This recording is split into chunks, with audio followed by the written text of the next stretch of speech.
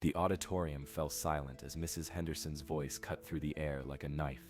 Marcus, your essay is nothing more than urban fantasy. Black children from broken homes don't become celebrated authors. They become statistics. The entire senior class watched as 17-year-old Marcus Williams stood frozen on that stage, his hands trembling as he held the paper that contained his dreams. 23 years later, that same woman would stand in her kitchen, tears streaming down her face, as she watched Marcus accept the Pulitzer Prize for fiction on live television. But how did we get from that moment of public humiliation to one of the most prestigious literary awards in America? How does a story that begins with shame, prejudice, and broken dreams transform into one of triumph, forgiveness, and the power of words to heal generational wounds? This is that story.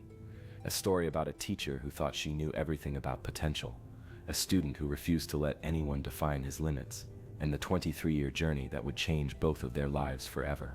Before we dive into this incredible true story, I want to thank you for choosing to spend your time here with me today. Stories like this one remind us that our worst moments don't define us, but how we rise from them does. If you're ready to be inspired, to maybe see the world a little differently, then hit that subscribe button right now, and in the comments, let me know where you're watching from. I love connecting with viewers from all over the world. Now let's begin. Marcus Williams was born in 1985 in the Riverside neighborhood of Detroit, Michigan. It wasn't the kind of place you'd expect to produce a Pulitzer Prize winner. The streets were lined with abandoned houses, their windows boarded up like closed eyes that had given up on seeing better days. But inside the small two-bedroom house on Maple Street, something different was happening. Marcus lived with his grandmother, Evelyn Williams, a woman who had worked 37 years as a seamstress at the Ford factory before it closed down. She was 68 when she took in her grandson, after his mother struggled with addiction and his father was nowhere to be found. But Evelyn had something that poverty couldn't touch, an unwavering belief in the power of education and an old trunk filled with books. Every night, after Evelyn finished her shift at the grocery store where she worked to make ends meet, she would sit with Marcus at their small kitchen table.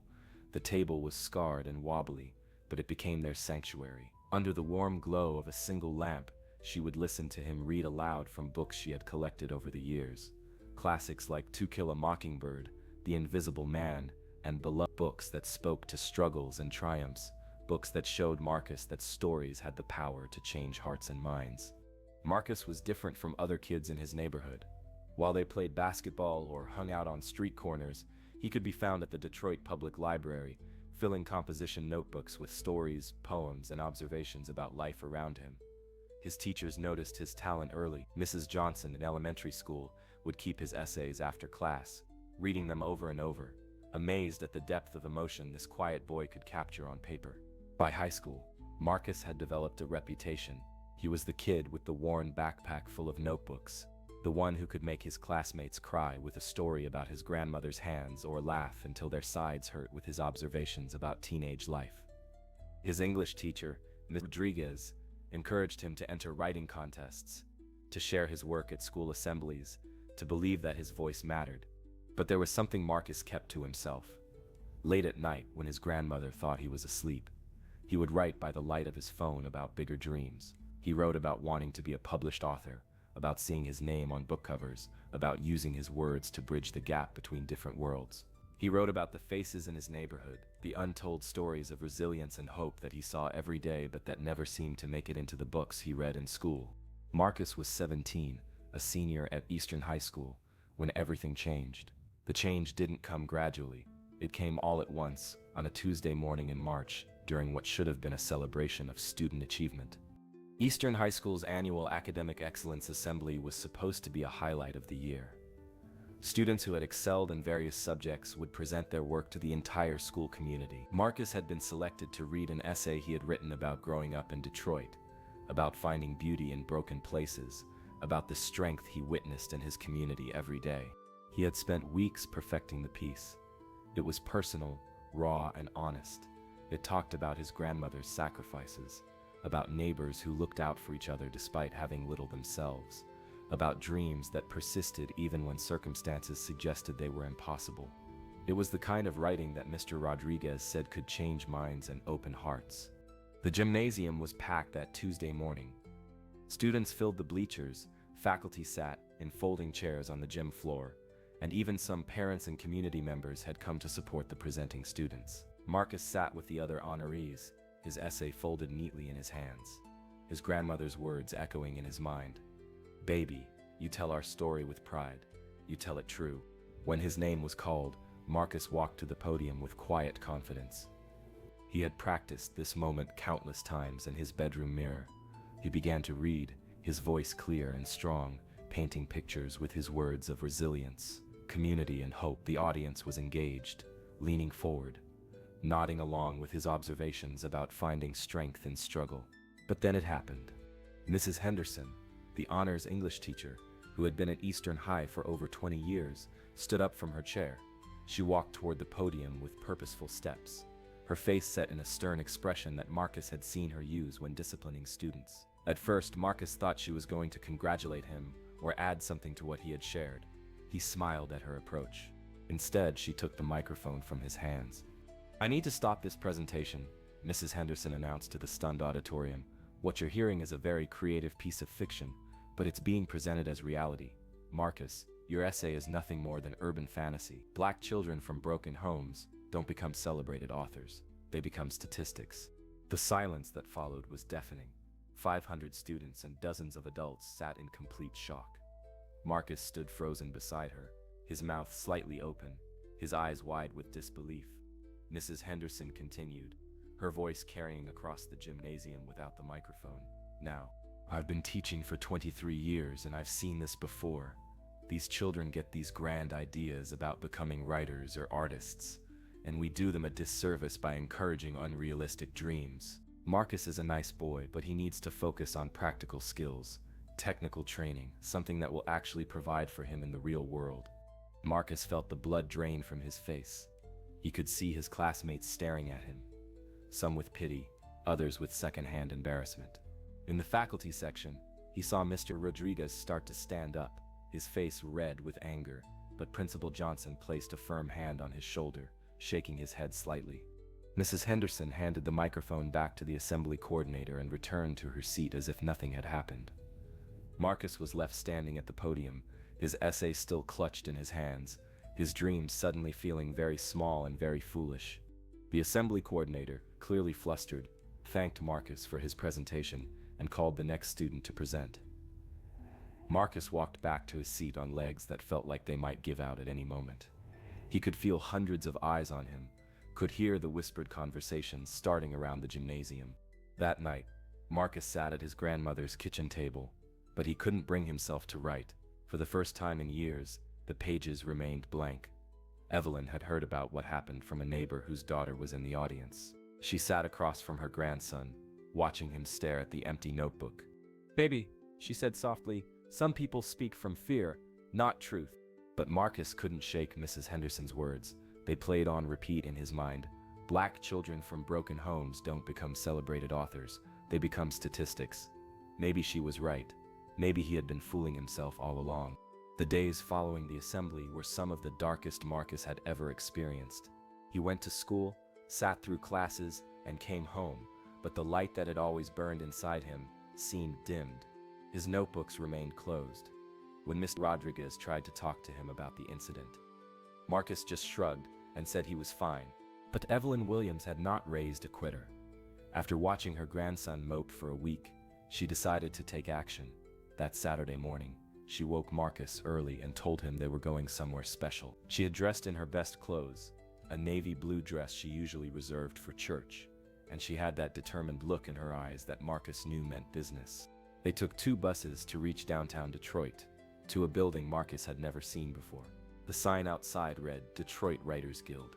Evelyn had done her research. She had called around, asked questions, and found out that this organization supported aspiring writers from all backgrounds. Inside, they met Sarah Chen, an Asian American woman in her 40s who coordinated the Guild's youth programs. Sarah had heard about what happened at Eastern High through the Literary Communities Network. Word had spread about the talented teenager who had been humiliated by his teacher, and several people had reached out asking how they could help. "Marcus," Sarah said as they sat in her small office, surrounded by books and literary magazines, "what happened to you was wrong. It was unprofessional, it was harmful, and it was based on outdated, prejudiced thinking. But I want you to know something important. Mrs. Henderson doesn't get to decide your future. Only you do. Sarah introduced Marcus to other young writers in the program, many of whom came from backgrounds similar to his. There was Jamal, a 19-year-old poet from the East Side who had just had his work accepted by a national magazine. There was Maria, a 17-year-old from Southwest Detroit, who was writing a novel about her family's immigrant experience. There was Kevin, whose grandparents had survived the 1967 Detroit riots and whose stories about resilience had won several local contests. For the first time since the assembly, Marcus began to believe that maybe Mrs. Henderson was wrong. Maybe there was room in the world for his voice after all. Over the following months, Marcus threw himself into the Writers Guild programs. He attended workshops on craft, learned about the publishing industry, and most importantly, he met published authors who looked like him, who had come from neighborhoods like his, who had faced similar doubts and obstacles. One author in particular made a deep impression on him.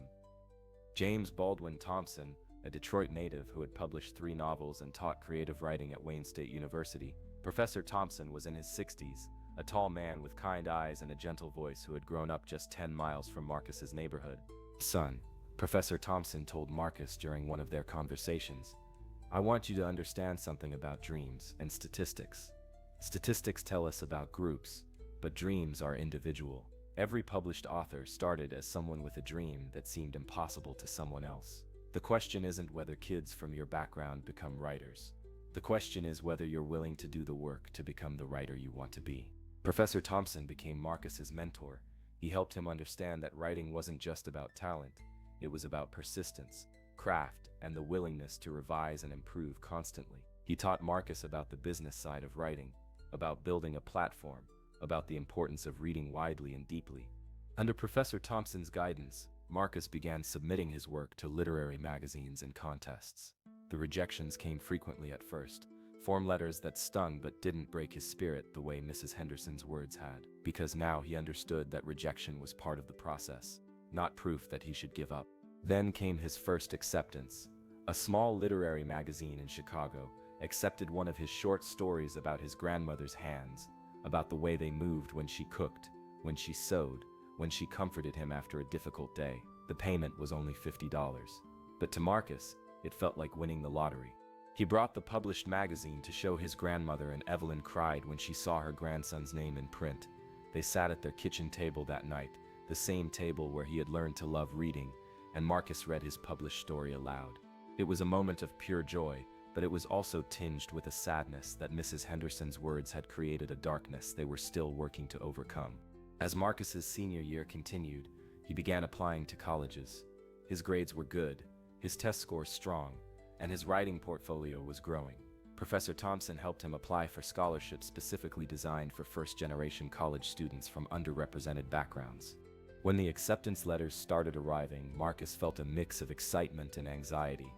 He had been accepted to several schools, including some with strong creative writing programs, but the financial aid packages varied widely, and he knew his grandmother couldn't afford to help much.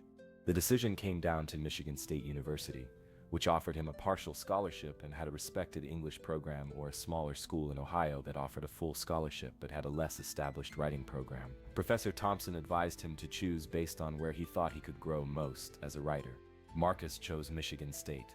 It meant taking on some debt, meant working part-time jobs throughout college, but it also meant studying with professors who were published authors, meant being part of a larger literary community. As graduation approached, Marcus felt ready for the next chapter of his life. He had survived Mrs. Henderson's attempt to crush his dreams. He had found mentors and a community that supported his aspirations. He had even been published, proving to himself that his work had value. But he wasn't prepared for what would happen at the graduation ceremony. Eastern High School's graduation ceremony was held on a warm June evening at the school's football stadium. Families filled the metal bleachers, cameras flashed as students walked across the stage, and there was the usual mix of excitement and nostalgia that accompanies these milestone moments.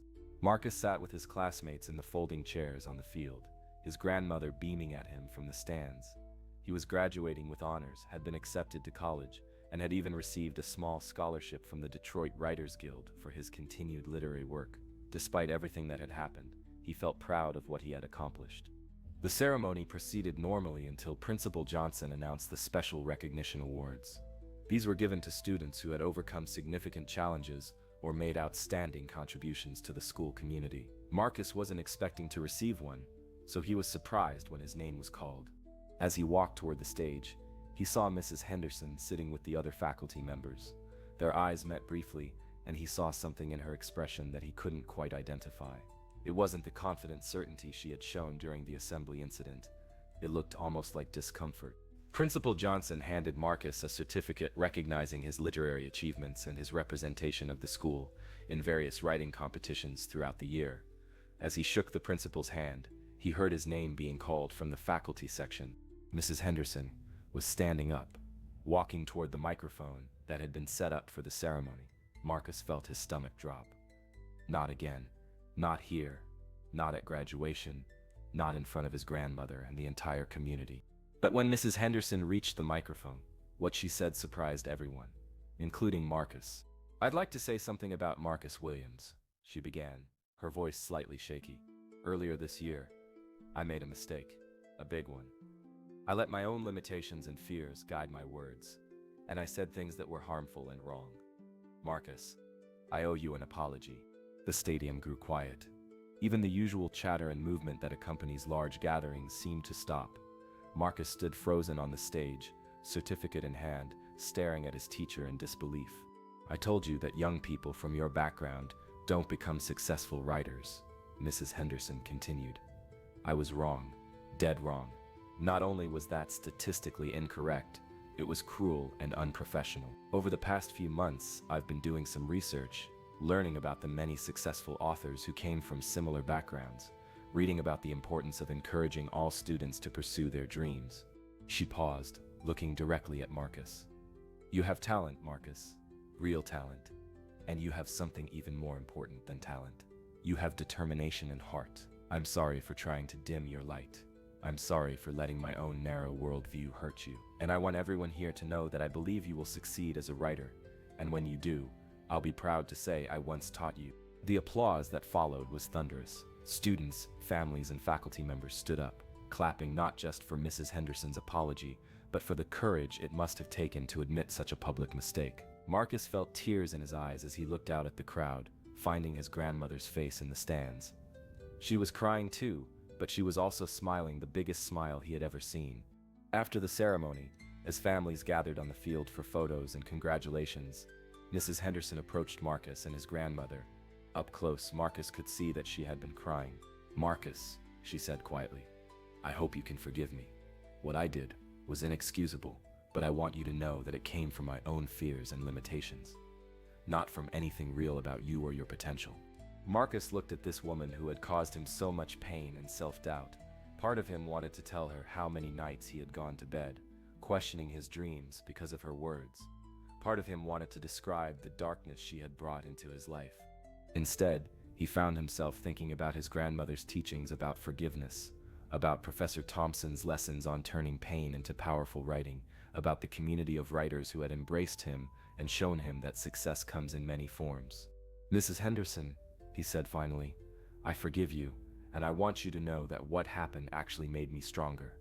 It forced me to find my real community, to work harder, to prove to myself that I could overcome obstacles. In a strange way, you gave me a gift." Mrs. Henderson broke down completely then, sobbing in the middle of the crowded field.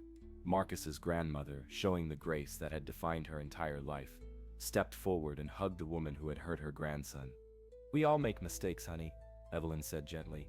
"What matters is what we do after we make them."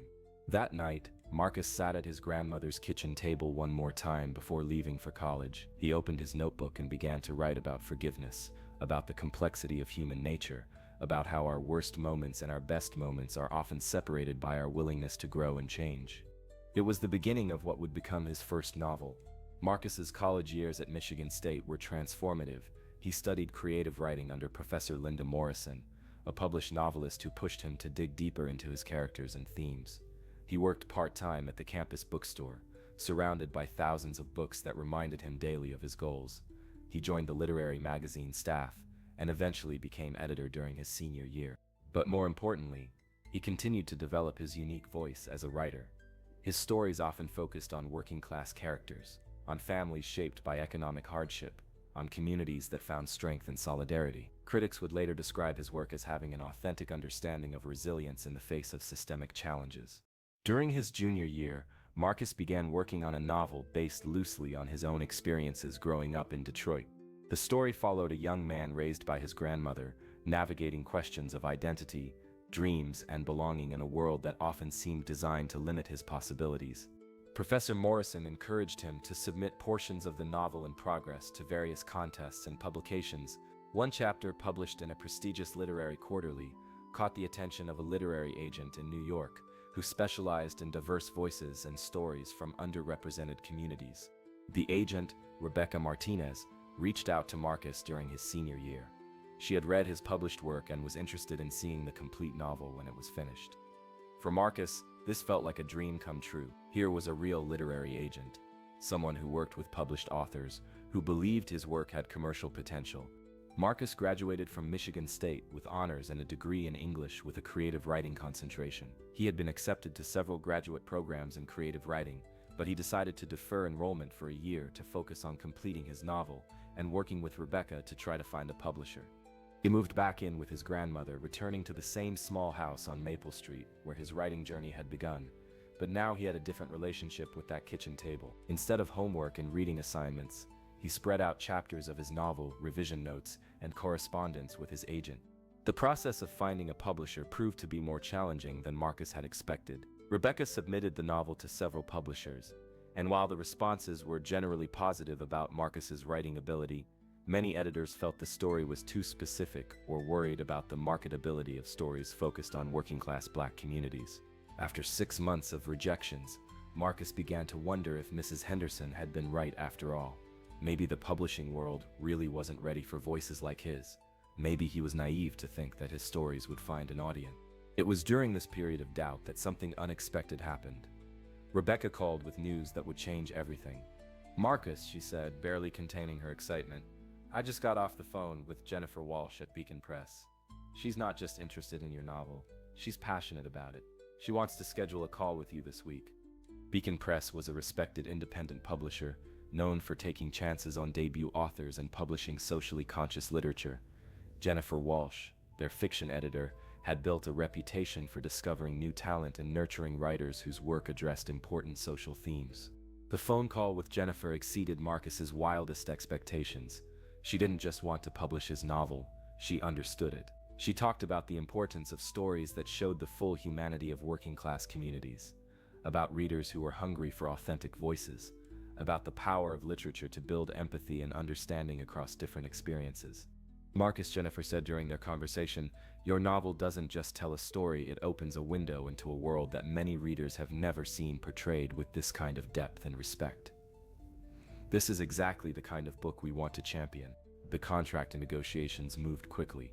While the advance wasn't huge by industry standards, it was enough for Marcus to support himself while the book went through the editing and production process.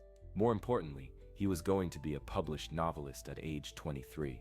When Marcus called his grandmother to share the news, Evelyn's response was simple but profound.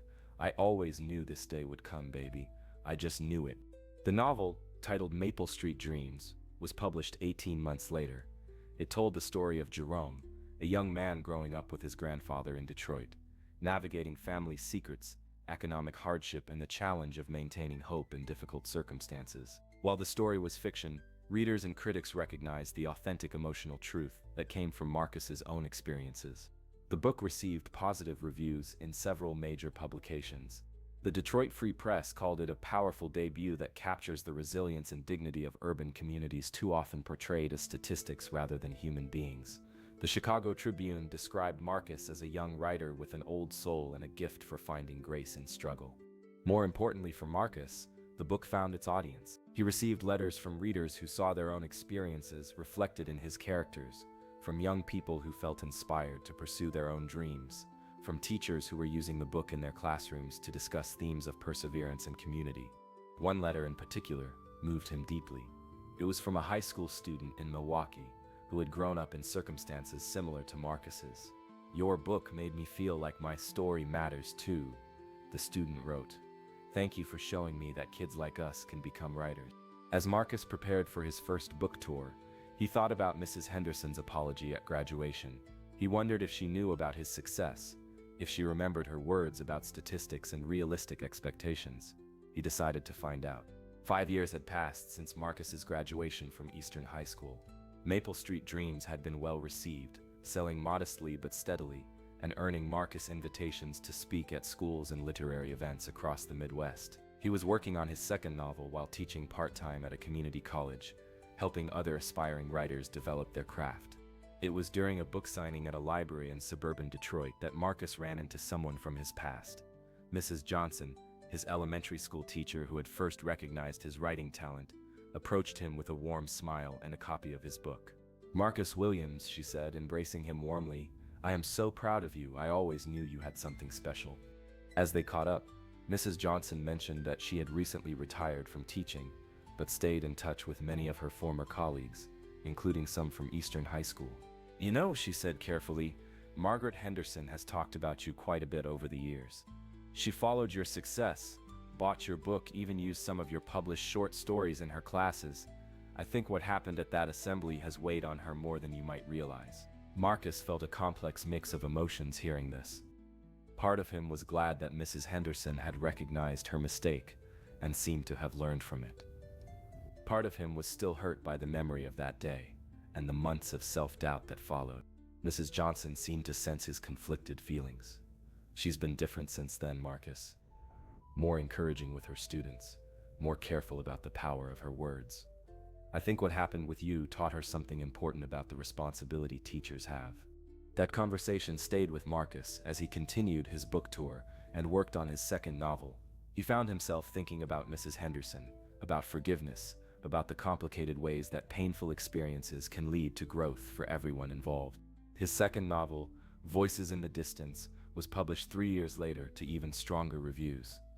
This book explored themes of family, identity, and the way traumatic experiences shape, but don't have to define us. The story followed multiple characters across 2 generations, showing how pain and healing can be passed down through families. The book was nominated for several literary awards and won the Great Lakes Book Award for fiction. More importantly for Marcus, it established him as a serious literary voice, someone whose work was being studied in universities and discussed in book clubs across the country. It was around this time that Marcus began receiving invitations to speak at high schools about pursuing creative careers despite obstacles. These talks were among his favorite professional activities. He loved meeting young writers, sharing his story, and encouraging them to persist through rejection and doubt. During one such visit to a high school in Grand Rapids, a student asked him about dealing with people who don't believe in your dreams. Marcus found himself telling the story of Mrs. Henderson, of the assembly incident, and of the long journey toward forgiveness and understanding. "The thing I learned," Marcus told the students, "is that people who try to limit your dreams are usually speaking from their own fears and limitations. But those experiences, as painful as they are, can actually make your work stronger if you let them. Some of my best writing has come from processing difficult emotions and experiences." After the talk, the school's English department chair approached Marcus. "That story about your teacher," she said, "have you ever considered reaching out to her? I think she would want to know how her apology affected you, how you've grown from that experience." Marcus had been thinking the same thing. As he had matured as a writer and as a person, he had come to understand that healing often requires completing circles, addressing unfinished emotional business. He decided it was time to reach out to Mrs. Henderson. Finding her contact information proved easier than he expected. She was still teaching at Eastern High School, now in her 28th year in the classroom. Marcus sent her a carefully written email, introducing himself in case she didn't remember him, mentioning his published work, and asking if she would be willing to meet for coffee to talk about their shared experience. Mrs. Henderson responded within hours. Her email was warm but also clearly emotional. She told him how proud she was of his success, how sorry she remained about the assembly incident, and how much she would welcome the chance to talk with him. They met at a small cafe halfway between Marcus's apartment and the school. Mrs. Henderson looked older than Marcus remembered, her hair now completely gray, but her eyes were kind and attentive as she listened to him talk about his journey as a writer. "Marcus," she said when he finished sharing about his career, "I need you to know that what I did to you was the worst moment of my teaching career. not just because it was wrong, but because it went against everything I believe about education and encouraging young people. She went on to explain that she had been going through a difficult time in her personal life when the assembly incident occurred. Her father had recently died. She was dealing with financial stress, and she had been feeling generally pessimistic about her students' futures given the challenges they faced. "None of that excuses what I did," she said firmly. "But I want you to understand that it wasn't really about you. It was about my own fears and frustrations. You just happened to be the target of emotions that had nothing to do with your talent or potential." Marcus listened carefully, recognizing the courage it took for her to be so honest and vulnerable. He told her about the months of doubt following the incident, but also about how it had ultimately led him to find mentors and a community that supported his work. "In a strange way," Marcus said, "that day changed my life for the better. It forced me to seek out people who really understood and supported what I was trying to do. It made me more determined to succeed." Mrs. Henderson began to cry then, but there were tears of relief and gratitude. "I've carried the guilt of that day for 8 years," she said.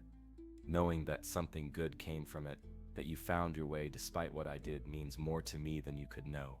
As they prepared to leave the cafe, Mrs. Henderson made a request that surprised Marcus. "Would you consider coming back to Eastern High to speak to my students? I think they would benefit so much from hearing your story, and honestly, I think it would help me close this chapter of my own story." Marcus agreed immediately. It felt like the perfect way to complete the circle that had begun on that painful day 8 years earlier.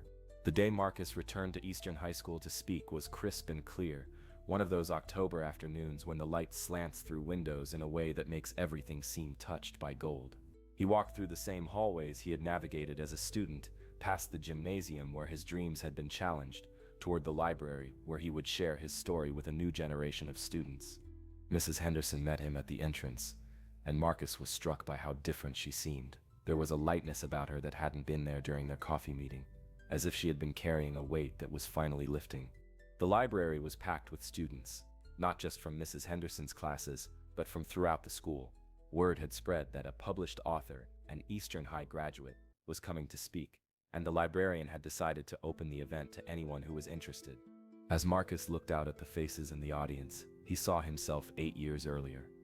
Young people with dreams and doubts, with talents they weren't sure how to develop, with obstacles that seemed overwhelming. He saw students who looked like him, students from different backgrounds, all of them trying to figure out how to turn their aspirations into reality. He began by reading a passage from Maple Street Dreams, the same essay he had been trying to read at the assembly 8 years earlier, now refined and polished through years of writing and revision. The students listened intently, drawn into the world he created with his words.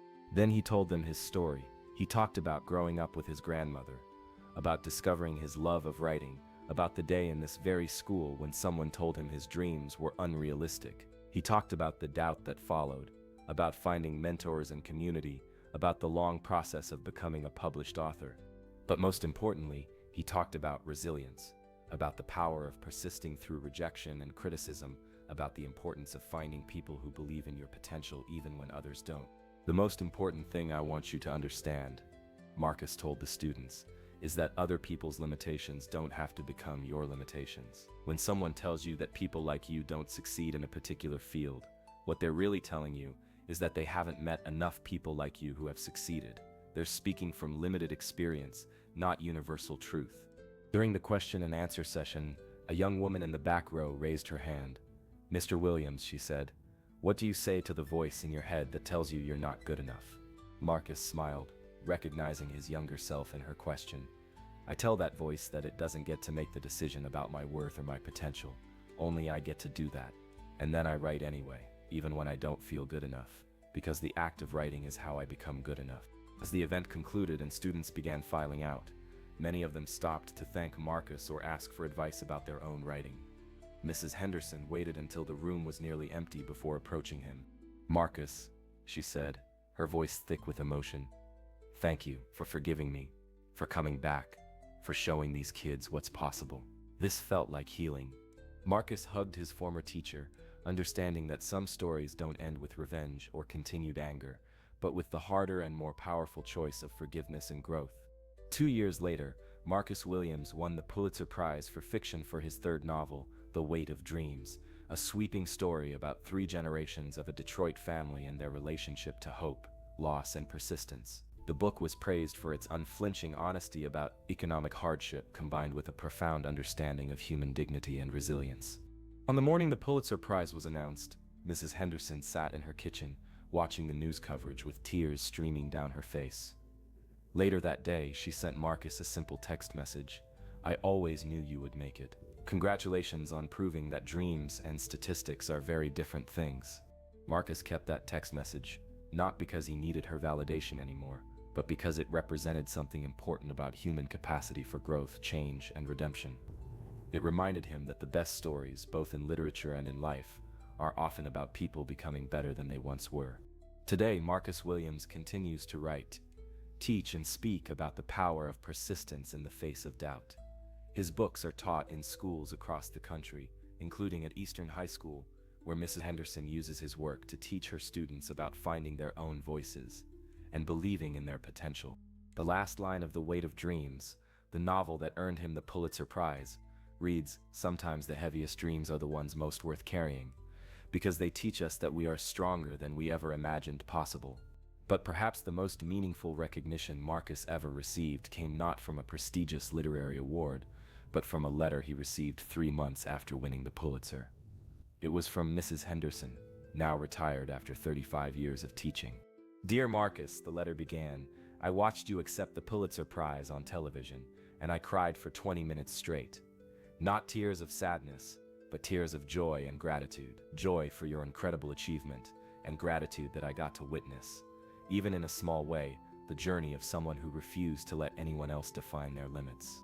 I want you to know that our story has become part of how I think about teaching and about the responsibility we have to nurture rather than limit our students' dreams.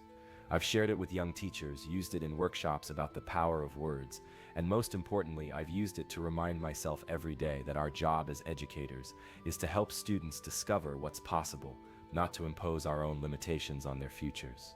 You once told me that what happened between us made you stronger, and I believe that's true. But I also want you to know that knowing you, watching your success, and experiencing your forgiveness has made me a better teacher and a better person. Thank you for showing me that it's never too late to learn, to grow, and to become who we're meant to be. With deep respect and pride, Margaret Henderson. P.S. I bought copies of all your books for the Eastern High School Library. There's a small plaque next to them that reads, "Dreams donated by a graduate who refused to become a statistic." Marcus kept that letter on his desk as he worked on his 4th novel, a story about teachers and students, about the complicated ways we influence each other's lives, about the power of second chances and third chances, and as many chances as it takes for us to get it right. Because the most important lesson Marcus learned wasn't about writing or publishing, or even about overcoming obstacles. It was about the truth that our worst moments don't define us, but what we choose to do after those moments can transform not just our own lives, but the lives of everyone around us. The kitchen table where it all began still sits in his grandmother's house on Maple Street. Evelyn Williams, now 83, still lives there, still proud of her grandson who proved that dreams and statistics are indeed very different things. Sometimes Marcus visits and they sit at that table together, reading passages from his latest work aloud, just like they did when he was 7 years old and first falling in love with the power of words. And sometimes, when the light hits the table just right, Marcus can see all the stories that began there. Stories of struggle and triumph, of pain and healing, of a young man who refused to let anyone else's limitations become his own truth. That's the real story behind the Pulitzer Prize, behind the successful career, behind all the recognition and awards. It's the story of a kitchen table, a grandmother's love, a teacher's cruelty and eventual growth, and a young man who learned that the most powerful response to "you can't" is simply "watch me." Marcus Williams is still writing, still teaching, still proving every day that statistics are about groups, but dreams are about individuals. And every time he sits down to write, every time he helps a young writer find their voice, every time he speaks to students about persistence and possibility, he honors not just his own journey, but the journey of everyone who has ever been told their dreams are too big, too unrealistic, too impossible. Because in the end, the most important stories aren't just about individual success, they're about the ripple effects of that success. about how one person's refusal to give up can inspire countless others to keep going, to keep dreaming, to keep believing that their voices matter and their stories are worth telling. And that, perhaps, is the greatest victory of all.